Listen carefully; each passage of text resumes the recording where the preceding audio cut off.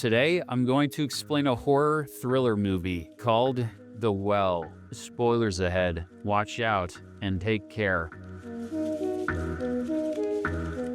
Movie opens as American art restoration expert Lisa Gray is on a bus headed to the suburbs of Lazio. Shortly afterwards, the vehicle stops and a group of 3 people, including 2 women and a man, climb aboard. They look like tourists and immediately start a conversation with Lisa. It turns out the 2 women, Tracy and Madison, are American biologists, and the man, Tony, is their Italian guide. They are headed to the outskirts of a village named Sambuchi to study the local fauna. Lisa introduces herself and reveals that she too is headed to the same village. A few hours later, it becomes nighttime and the group arrives at their destination. The biologists then reveal that they are going to set up camp in the nearby forest. Lisa, on the other hand, has a hotel reservation not far off from the bus stop. They promise to meet each other a few days later before heading their separate ways. The next morning, Lisa is waiting at the bus stop outside her hotel when a handsome local man approaches her. He informs her that she will not find any buses in this area and asks where she is headed. Lisa replies that she is going to the Malvezzi mansion, and the young man offers to drop her there. Although she is slightly unnerved, Lisa accepts the offer, and the duo heads to the location on foot. On the way, the young man introduces himself as Marcus, and Lisa shares her name as well. They soon reach the Malvezzi mansion, which is a grand old building with great historical importance. Marcus escorts her to the front door, and before leaving, mentions that he runs a pub nearby. He invites her to visit whenever she has free time, and then graciously takes his leave. Once she is inside the mansion, Lisa is warmly greeted by its owner, Mrs. Emma Fosca Malvezzi. She is a single mother who looks extremely young and fit despite her age. Emma quickly leads the American upstairs, where the painting that needs restoration is kept. Turns out it was damaged in a fire, and currently its surface is covered with a thick black charred residue. Lisa carefully assesses the painting and remarks that the whole process could require about a month, but upon hearing this, Emma suddenly changes her tone. She intimidatingly says that the restoration must be completed within 2 weeks. Slightly taken aback, Lisa announces that she will immediately start working and even requests to sleep in the room with the painting. Emma agrees to the proposition and leaves her to begin the work. That night, Italian guide Tony sets up a microphone in the woods near the village of Sambuchi. He then heads back to his tent and calmly listens to the plethora of noises being transmitted through the microphone. Everything seems to be normal at first, until he hears a strange, screeching noise. He is afraid that his microphone might have been damaged and decides to investigate the matter. However, barely a few seconds later, we hear him shouting in a distressed voice. Startled by the screams, the 2 American biologists immediately wake up in their tent. Madison leaves Tracy alone and goes into the woods to search for their guide. She soon discovers Tony's blood-stained cat not far off from their camp. Following this, Madison returns to the tent and insists that they need to go to the police. But before she can explain further, someone suddenly grabs her neck and yanks her away. Tracy, who is still confused by what's happening, is now all alone and terrified. She cautiously tries to sneak out of the tent, but someone knocks her out with a strike to the head. The scene shifts to Madison, who wakes up behind bars in a dimly lit cell. She notices a man named Rocco throwing up in another cell nearby. As she looks around, she also sees Tracy and Tony in similar cells. In fact, the whole place looks like a circular prison, at the center of which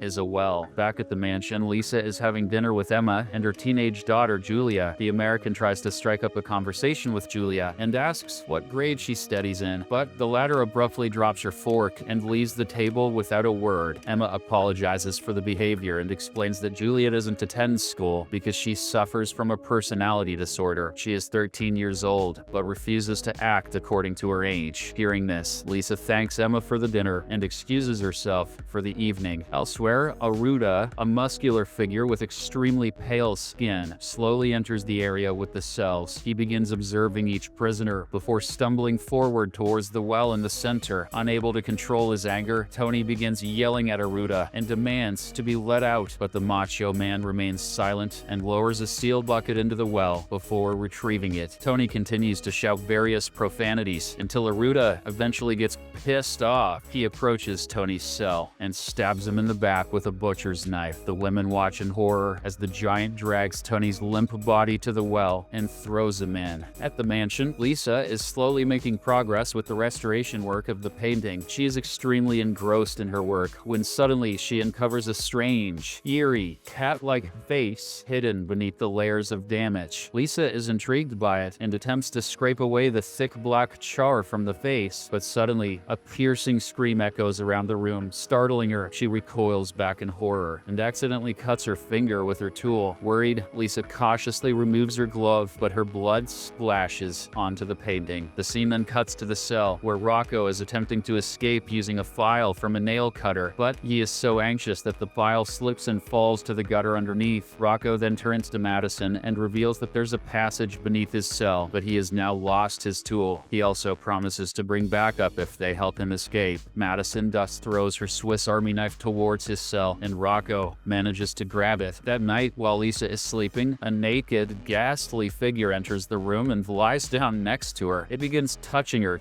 sensually, moving its hand to her neck, but it then strangles Lisa, causing her to awaken in a panic. The figure's face is extremely terrifying, and Lisa begins to choke to her death. This is when she jolts back to reality and wakes up in a chair. Her eyes quickly fall on the painting, which is right in front of her. To her utter horror, one of the figures in the painting looks exactly similar to the entity that she saw in her dream. Lisa slowly approaches the painting when suddenly Julia arrives in the room. The teenager tells her to run away and warns that the painting is cursed. Before leaving, Julia eerily says that if Lisa restores the painting, she will be haunted forever. Things are going even worse for the prisoners in the circular jail. Aruda arrives once more and drops the metal bucket into the well. A lean, ashy pair of arms emerge from the shadows and grab the bucket in the bottom of the well. Whatever creature is living there slits its forearm and drips a large amount of its blood in the bucket. Aruda then pulls the vessel back up and sets it aside before heading to Rocco's cell. Madison realizes that if Rocco dies, no one will be able to get away from this hellhole. In an act of valiant sacrifice, she starts taunting the behemoth. The plan works, and Aruda starts approaching her cell, but then he brutally peels the skin off Madison's face before throwing her into the well. Solid plan, Madison. Meanwhile, we finally get to see the creature that lurks in the darkness of the well. It is a disfigured, ugly, pale ghost-like entity which feeds on Madison's intestines. Back at the mansion, a disturbed Lisa has a conversation with Emma about the painting. She unwittingly reveals that Julia had told her some rather unpleasant stories about the painting, but Emma brushes off the claims, claiming that Julia regularly makes up strange fantasy stories in her mind. She also urges Lisa to focus on her work, reminding her that according to the contracts, any delays in delivery will result in heavy penalties. With the mounting pressure, Lisa takes some antidepressants before going back to work. She is about to get started when suddenly she hears someone crying nearby. She cautiously goes to investigate, only to be horrified by the sight of Madison, severely injured and crying in a bathtub. Overwhelmed with fear, Lisa runs out of the room and collides with Emma. This shatters the illusion, and Lisa notices that there is no one else in the bathroom. Emma is extremely angered by her frequent breakdown and warns her that if the work isn't completed on time, she will regret it. Meanwhile, in the prison, Rocco has finally managed to open the grate that is covering the entrance to the gutter. He is ecstatic and attempts to enter it head first, but suddenly something horrifying happens. A lean, pale pair of arms grab his neck and begin peeling the skin off his face. The ghost-like entity then kills him instantly before devouring his flesh. Elsewhere, while Lisa is tirelessly working to finish the painting, she is visited once more by Julia. The teenager reveals that the painting was created in 1493 and depicts her mother performing a human sacrifice to summon a monstrous being named Goran. Once the monster appeared, Emma trapped it, and ever since has been using its blood to stay young. She adds that if the red moon shines on the painting before midnight, the curse will renew for another 500 years. To prove her points, Julia then reveals details about the last 3 victims captured: 2 girls, 1 black and 1 with blonde hair, and a guy. The description matches exactly with the 3 tourists that Lisa had met on the bus. Julia then leads the American to the location where the prisoners are being held. As they approach, they see Aruda unlocking a door and descending into the basement. But right then, Emma calls for her daughter, so the teenager reluctantly leaves. Determined to help the captives, Lisa arms herself with an iron iron rod and cautiously heads downstairs. She slips through a door and follows Aruda to the basement. Lisa then watches on as the behemoth enters the cell room, but accidentally knocks over metal rods, which makes a lot of noise. Fortunately, she hides beneath a nearby table before Aruda arrives to investigate. Lisa then catches a horrifying glimpse of severed hands and legs, crawling with maggots from her hiding spot. Aruda, on the other hand, assumes the noise was caused by rats, like any good NPC, and heads back into the room. Shortly afterwards, Tracy freezes in terror as Aruda approaches and unlocks her cell. She bravely strikes him and tries to escape from there. However, she stumbles on the stairs and ends up losing consciousness. After a while, when Tracy wakes up, she finds Aruda standing over her with a red-hot knife. He presses it against her face, burning her skin without any remorse. Then, he lifts Tracy up and slowly lowers her into the well. At this critical moment, Lisa uses the iron rod to smack Aruda's head from behind. The behemoth falls down and gets temporarily knocked out. Lisa uses this opportunity to pull Tracy up from the well, and the two make a run for it. Meanwhile, Aruda slowly regains consciousness and surveys the scene. He notices the open passage in one of the cells, along with Rocco's half-devoured body. To his utter horror, he realizes that the demon who was captured in the bottom of the well is now free. His fears are confirmed when he turns around and sees the ghost-like pale figure standing right in front of him. It is revealed that this is the demon Goran that Emma had imprisoned centuries ago. The monster then brutally attacks and feeds on Aruda's flesh. The scene shifts to Tracy and Lisa, who have managed to reach outside the mansion. They are relieved to find Marcus there, but in a shocking turn, he shoots Tracy with his bow. He then threatens Lisa to enter the room with the painting. Inside, she finds several people gathered, including Emma and the ugly creature that had tried to choke Lisa in her nightmare. They are holding candles and waiting for midnight to arrive. Emma then instructs Lisa to finish the painting before the clock strikes 12. Reluctantly, Lisa resumes her work, and as she does so, Emma's image is revealed on the canvas. Marcus's face is also painted right next to Emma's, and they start chanting. Everything looks doomed when suddenly Julia bursts into the room with a candle. She orders everyone to step back, or she will set the painting on fire. The teenager then goes on a rant and accuses Emma of trapping her in a little girl's body for centuries. Her words expectedly enrage Emma, and she commands Marcus to kill her. But before he can act, Lisa hurls the cleaning solvent onto Marcus's face. Upon seeing this, Emma lets out a furious scream and shoots Lisa with an arrow. Just as Marcus moves to finish them off, moonlight floods the room. It touches everyone, transforming them into their true aged forms. One by one, they wither and curl up into balls of dried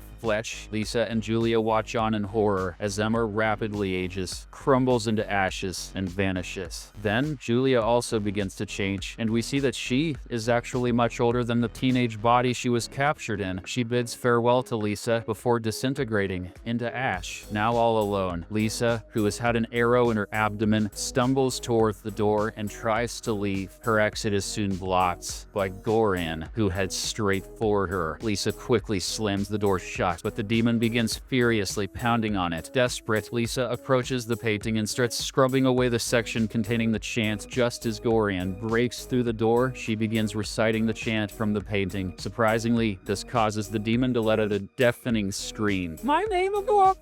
Before collapsing on the floor. The scene then shifts to 30 years later, as Lisa is seen in the mansion, still as young as she was when she first came to Sambuki. Downstairs, we see a team of doctors and Goran, still alive but bound tightly to a bed. Lisa approaches them and coldly instructs the head doctor to increase the production. The latter obliges and injects a syringe into Goran's throat, provoking it to let out a blood-curdling scream. It is obvious that Lisa used the chant to trap Goran and use its blood to gain eternal youth. Subscribe for more videos like this.